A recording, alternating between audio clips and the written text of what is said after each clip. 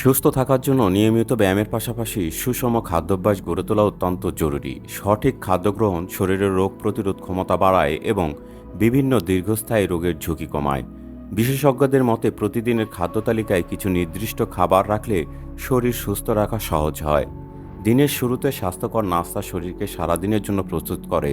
উচ্চ ফাইবার সমৃদ্ধ খাবার যেমন ওটমিল, কর্নফ্লেক্স, গমের রুটি, ডিম, দুধ, ফল ইত্যাদি সকালের নাস্তার জন্য আদর্শ। দুপুরের খাবারে শর্করা, প্রোটিন, ভিটামিন এবং খনিজ সমৃদ্ধ খাবার রাখা উচিত। লাল চালের ভাত, বাসমতি চালের ভাত, মাছ, মাংস, ডাল, সবুজ শাকসবজি এবং সালাদ দুপুরের খাবারের জন্য আদর্শ। বিকেলে নাস্তায় চা কফি পরিবর্তে ফল, মুড়ি, চিড়া, দই ইত্যাদি খাওয়া স্বাস্থ্যের জন্য উপকারী।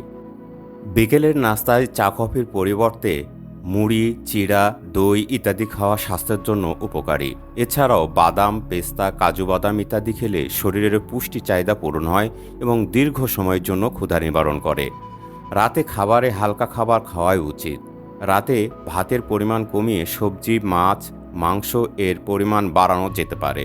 এছাড়াও রাতে দুধ, দই, ওটমিল ইত্যাদি খাওয়া যেতে পারে। ভালো থাকুন, সুস্থ থাকুন, সাথে থাকুন।